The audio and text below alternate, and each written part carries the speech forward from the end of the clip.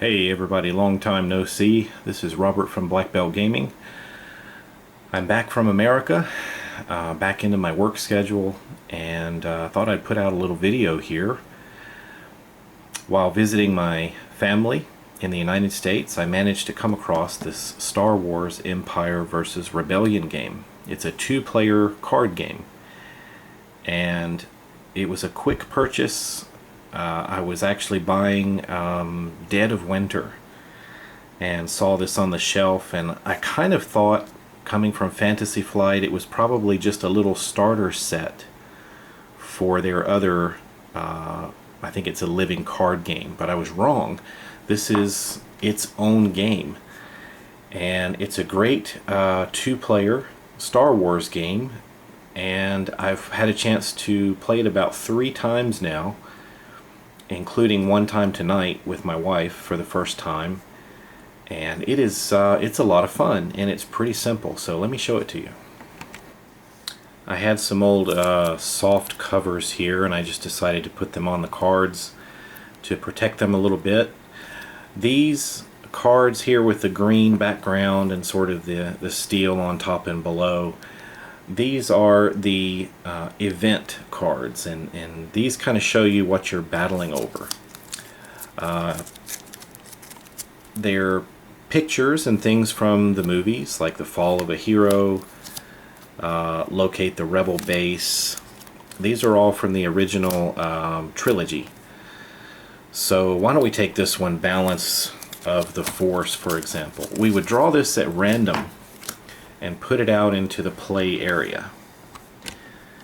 And what this tells us when you're playing this game is, this is the name of the event in mind, and up here, if you win this card, you get a victory point. And to win this game, it's the first player to get 7 points. Some of these cards are more valuable, like I think even up to 3 points or so. This little one here in the red indicates that if you win this event, you get 2 of these tokens, which I'll be talking about in a moment. These are called influence tokens. So how do you win a card? If this is the victory point that you get for winning it, how do you win the card? It's right here. And think about playing blackjack or 21. You need to use no more than 5 cards, 1, 2, 3, 4, 5, for this mission, for this event. And adding up all the points on your cards, it can't be over 7. So when you're taking a turn, you both are playing cards and trying to rise, get your score up as close to 7 without going over. And you can sort of manipulate your side of the table a little bit, and you can even do some things to your opponent across the table.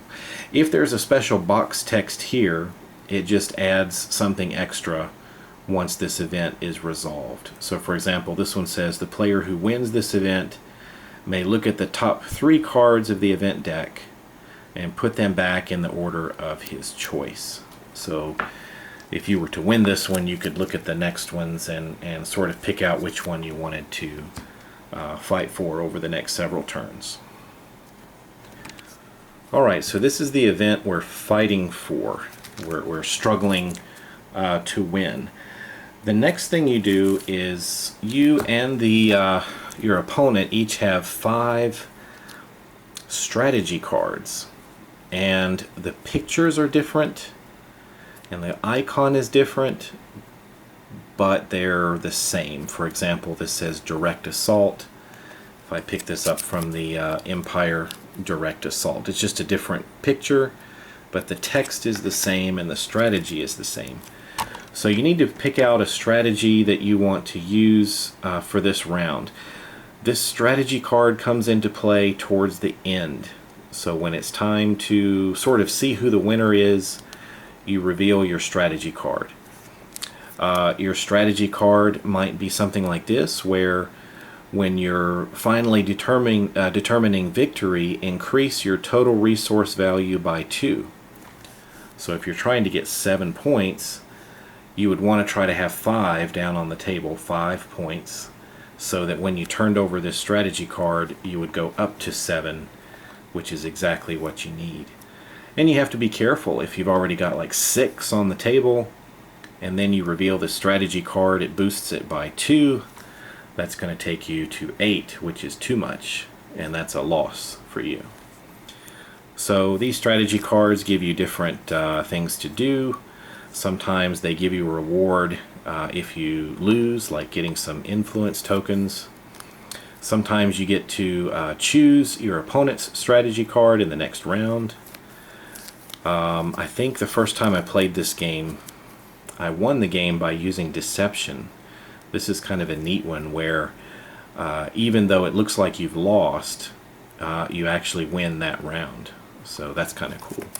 Anyway, you choose one of these in secret and you put it face down, and we've just been kind of tucking it under the event here with the rebels on this side and the Empire on that side.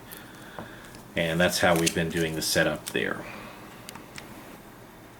Well, both the rebels and the Empire come with about 8 character resource cards.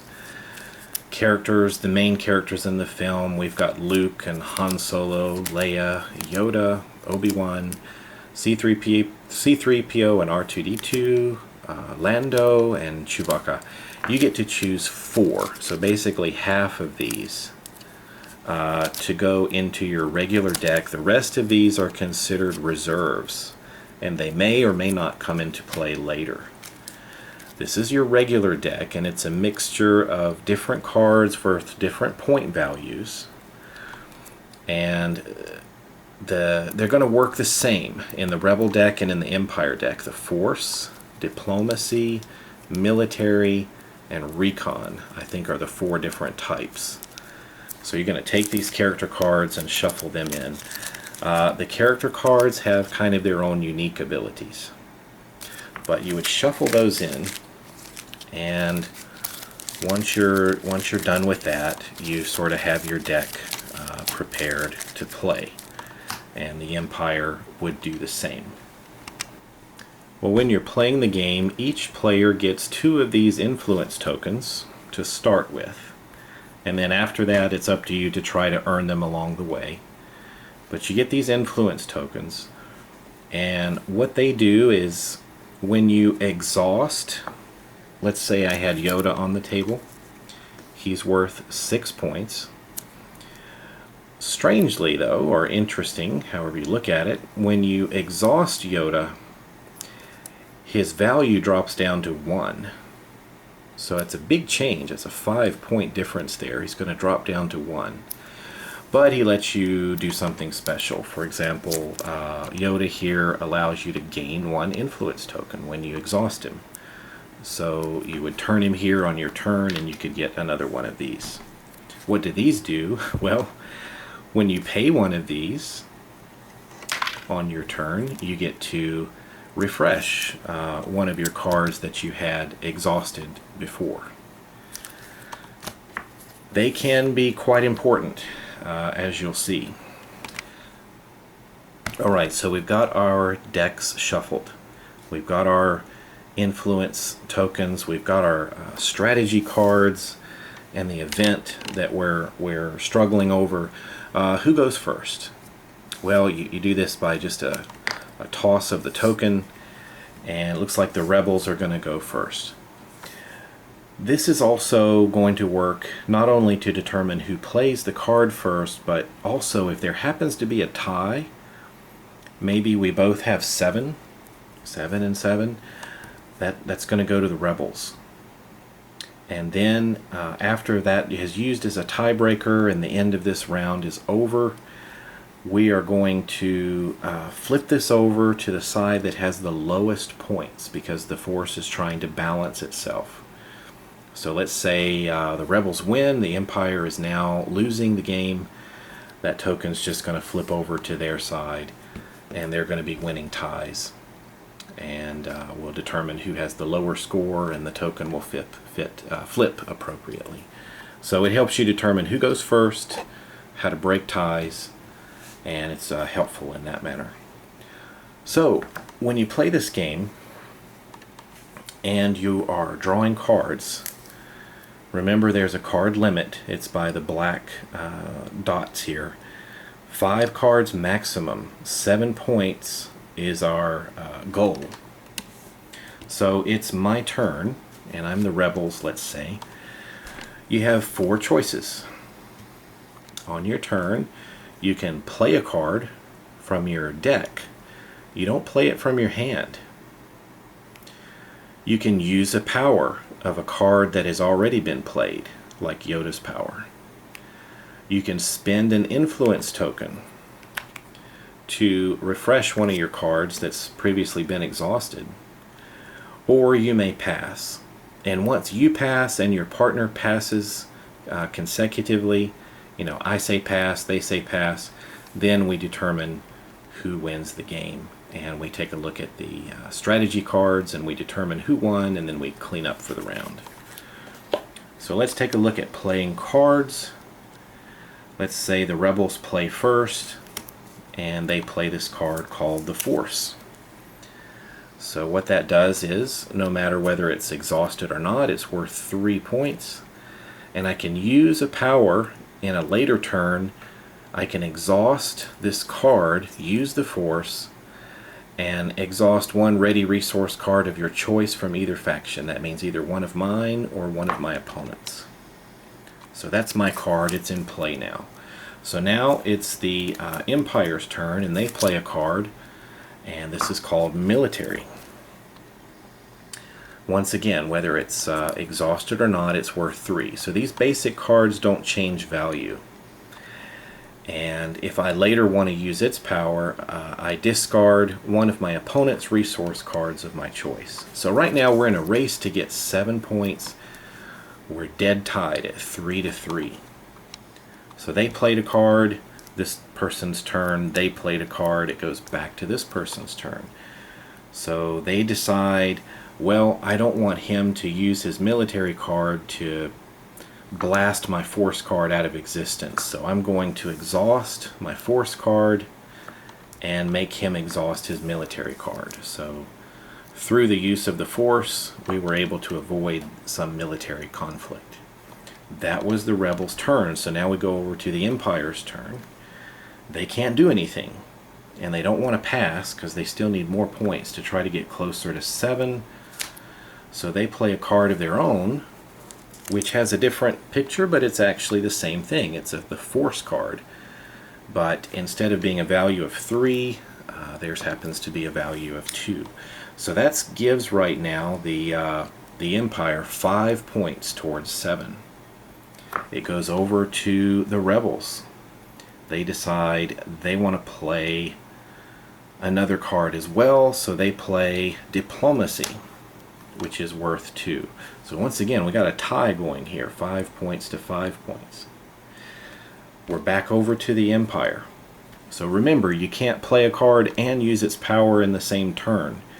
You have to wait until it comes back. So sometimes if somebody slaps down a card, you know what's coming, you might try to get rid of it before they can use it. So we're back over here, 5. Very close to 7. Why don't we draw one more card and see what we get. We've got another Force card for 3. 3, 4, 5, 6, 7, 8. We're 1 point over. We've got too many. So that's not looking good for the Empire. We go back over here to the Rebels.